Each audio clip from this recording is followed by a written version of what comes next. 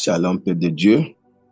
Adorable Père, dans le nom de Jésus, nous te disons merci pour ce moment d'intercession, de prière, ce moment de bénédiction que tu nous as accordé. Au nom puissant de Jésus, nous venons de prier. Amen. Alors, bien-aimés dans le Seigneur nous a inspiré la fois passée, nous avons parlé de l'alliance.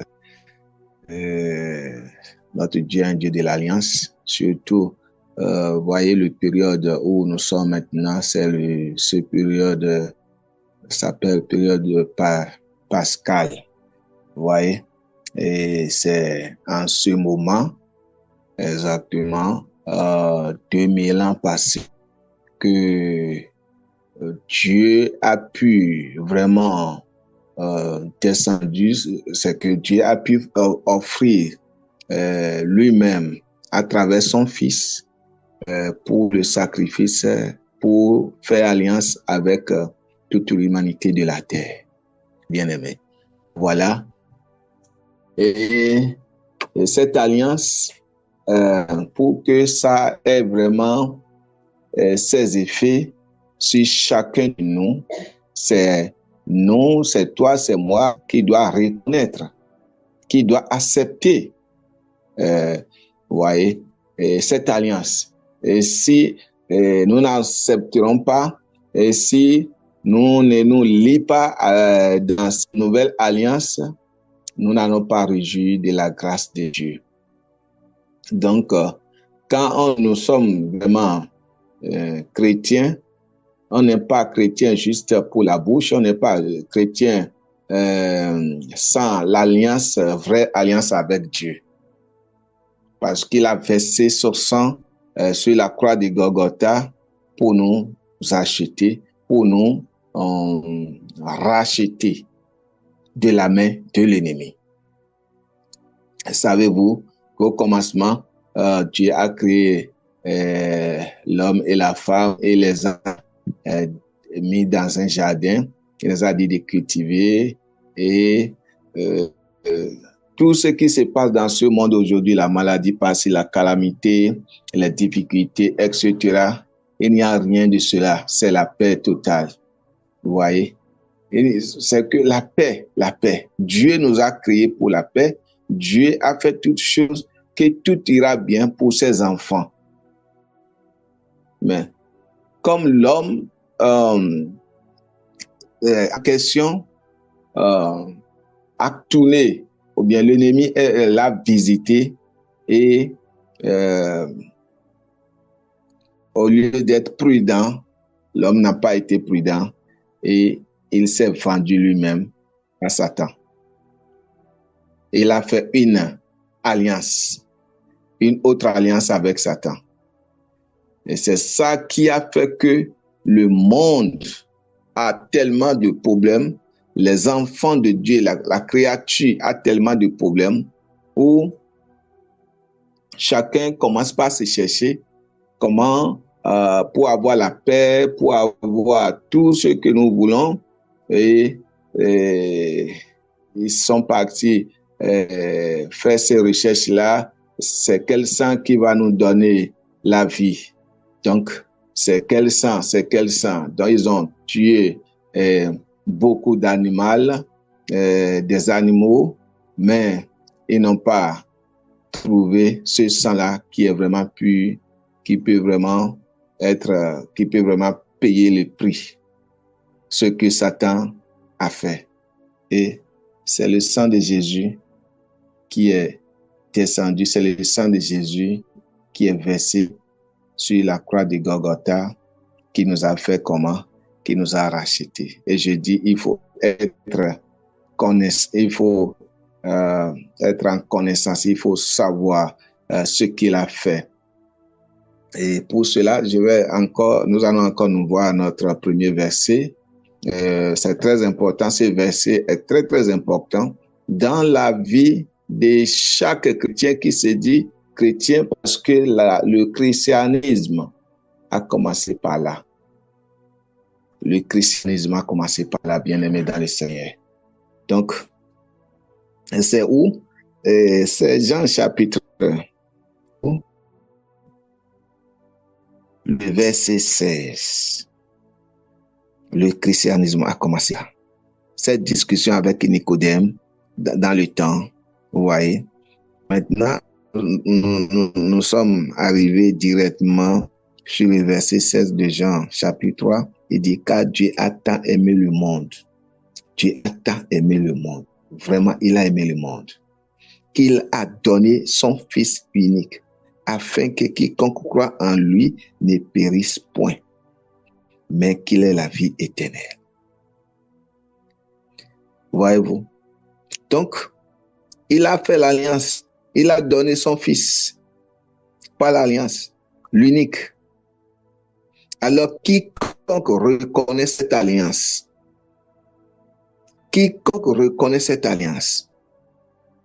Ma Santa Kados Kiti. La Bible aura quoi? La vie éternelle. Ce n'est pas la mort éternelle. Bien aimé, je vais vous dire, comme il y a la vie éternelle aussi, de la même manière, il y a la mort éternelle. La mort éternelle, ça veut dire ton âme va mourir toujours pour toujours. C'est dans le passage sur la terre. Nous nous retrouvons maintenant à Seigneur. Mais c'est la fait et que nous de notre vivant, ce n'est pas après notre mort, de ton vivant, et tu as reconnu ce qu'il a fait, et tu as accepté ce qu'il a fait, et tu commences par vivre de ce qu'il a fait sur toi. La grâce est toujours là. Alléluia. Tu auras toujours cette grâce. Bien-aimé dans le Seigneur. Le quiconque, c'est celui-là qui dit aujourd'hui, je ne ferai plus l'alliance ou bien je sors de l'alliance du monde.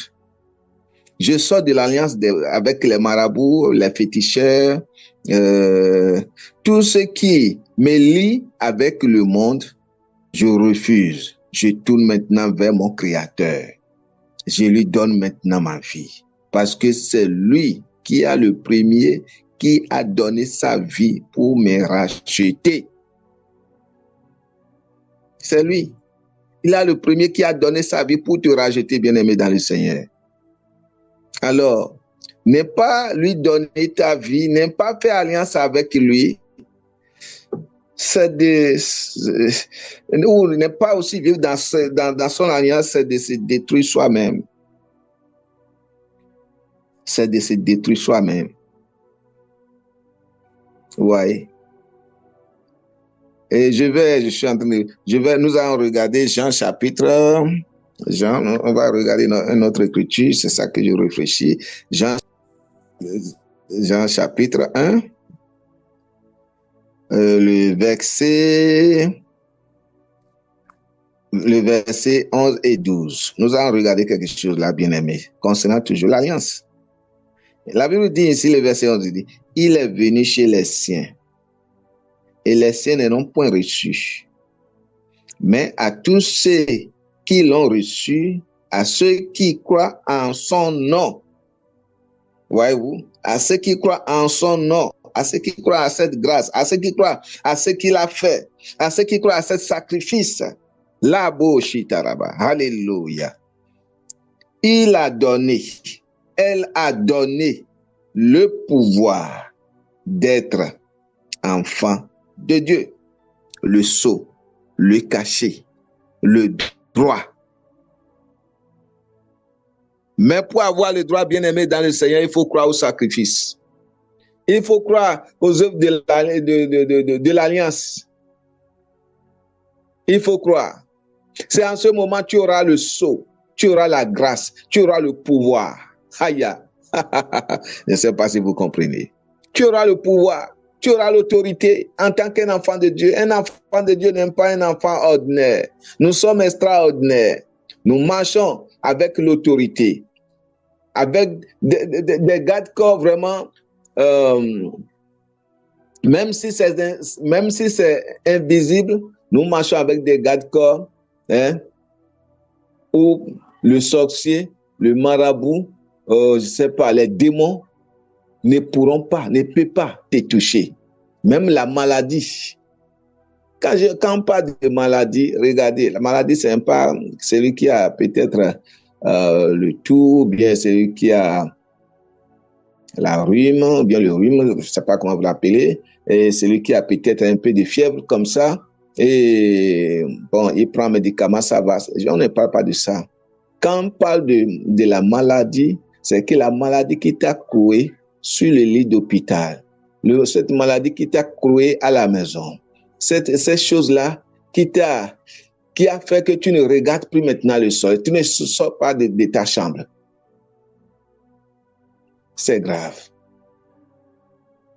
Oui, ça peut arriver, mais bien sûr, mais bien aimé, si nous sommes dans l'alliance du Christ et nous vivons l'alliance là, je viens de nous dire quelque chose, il dit qu'il nous a donné quoi? Le pouvoir, le sceau, l'autorité.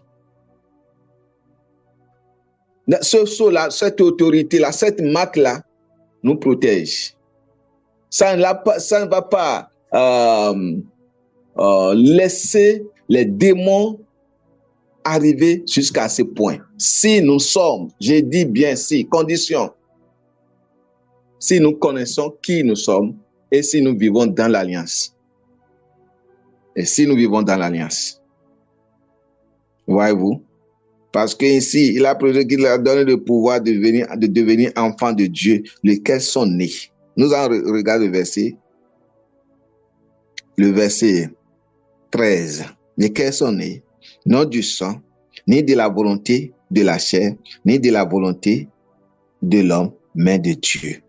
Alors, on peut corriger, s'il vous plaît, frère, ici, Jean chapitre 1, verset 11, 12 et 13. Merci. Amen. Alléluia. Nous allons regarder encore quelque chose, je crois, toujours dans le Nouveau Testament, avant qu'on va visiter l'Ancien Testament, de quelque chose qui s'est passé.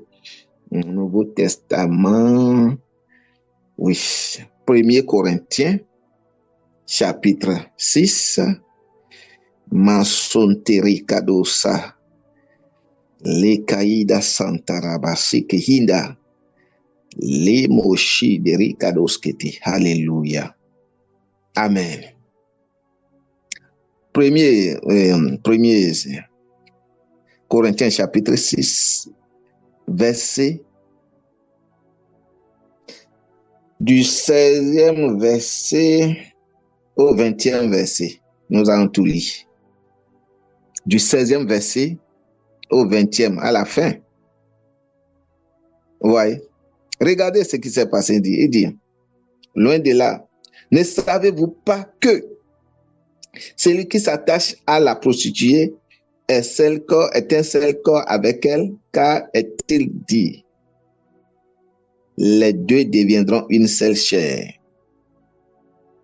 Il a commencé par là, parce que celui qui se dit enfant d'alliance, enfant de Dieu, alors qui ne se protège pas, qui ne vit pas dans la sainteté, et puis être femme mariée ou homme marié, mais qui a encore des copains, des copines en dehors de son mariage, qui court derrière les petits jupons, dehors là-bas, etc., c'est détruit. Celui-là, des choses malheureuses peuvent arriver. Mais on les voit à l'église, on les voit prier, on dit non, il est chrétien, elle est chrétienne, elle est bon, tout ça, mais son comportement, ses agissements, il ne vit pas la vie dont demande cette alliance. Lorsque vous vivez en dehors de la vie de l'alliance, vous allez vous détruire vous-même. L'ennemi aura accès sur vous. Les problèmes auront accès sur vous. C'est pourquoi la plupart de ces gens de personnes qui se disent chrétiens, dans la bouche, ils n'ont jamais la paix. Sur les santé, la paix dans le foyer, la paix même au service, ils n'ont jamais la paix. Et Paul est en train de leur dire ceci, de les réprimander, de les faire connaître, de leur dire qui ils sont, parce qu'ils se prostituent. La prostitution, ce n'est pas forcément de coucher avec une femme qui n'est pas ta femme. La prostitution, c'est de faire ce qui est au contraire à la volonté de Dieu. Lorsque vous n'êtes pas en face, vous ne faites pas ce qui est la volonté de Dieu et vous faites votre propre volonté, c'est une prostitution. Et il est en train de nous expliquer, à celui à qui tu te prostitues, tu as le même esprit, même corps avec elle. Donc, c'est dangereux. Voyez-vous, c'est dangereux. Je saute, le verset 17, le verset 17 dit, celui qui s'attache au Seigneur est avec lui un seul esprit. Vous voyez, celui qui s'attache au Seigneur, avec lui, comment? Un seul esprit. Alléluia. Le verset 18, qu'est-ce que ça dit, bien-aimé dans le Seigneur? Il dit, fuyez l'impudicité. Quelque autre péché qu'un homme commet, ce péché est hors du corps, mais celui qui se livre à l'impudicité pêche contre son propre corps. Donc tout ça, Paul est en train de réprimander ceux-là qui se disent qu'ils sont dans l'alliance, qu'ils sont des chrétiens ou chrétiennes. Et ils vivent une autre vie. Paul est en train de leur dire, fuyez ça, ne faites pas ça. Faites la volonté de Dieu. Et toi qui m'écoutes, qui se connecte un peu partout dans l'Europe, tu vas dire non, c'est la vie de l'Europe. Non, c'est la vie de l'Afrique. Non. La vie dont on parle, la vie du Seigneur, c'est la même vie que nous allons vivre pour le Seigneur en Afrique, en Asie, en Europe, un peu partout dans le monde entier. Il n'y a pas cette vie dont on parle, que l'Écriture parle, que l'Africain va vivre une autre vie pour le Seigneur et le Français ou bien les Européens ou bien l'Américain va vivre aussi les manières de vivre pour le Seigneur. C'est la même Écriture, c'est le même livre. Et que chacun prend ça et suit ça par l'Esprit de Dieu et vivre selon la recommandation du Seigneur et non pas les propres recommandations et non pas aussi la recommandation du monde tel que le monde veut faire. Nous n'allons pas suivre le monde et faire comme le monde. Nous sommes dans le monde, mais nous ne sommes pas pour le monde. Amen. Le verset 19, qu'est-ce que ça nous dit, bien-aimés dans le Seigneur? Il dit, ne savez-vous pas que votre corps est le temple du Saint-Esprit qui est en vous? Vous voyez des réprimandations? Ne savez-vous pas? Maintenant, il a commencé par d'élever son ton, de poser son ton, dit, ne savez-vous pas que votre corps sera... Ici signifie maintenant que ces personnes détruisent les corps. Le péché qu'ils commettent maintenant, ils commettent le péché du corps. Ce péché du corps, ici, Paul est en train de nous montrer que ça là, le sexe est rentré dedans. Il y a les gens qui ne savent pas s'ils sont mariés, garçons comme femmes, ils ne savent pas qu'ils sont mariés. Ils sont dans le foyer, mais la femme est là, le mari est là, mais le garçon fait comme quand il était jeune chez son papa et il cotise les jeunes filles dehors. Mais alors que sa femme est avec lui. La femme aussi fait comme elle était avec son papa, ses parents, jeune fille. Et quand il voit Gaston, il voit Kofi, il voit plusieurs hommes.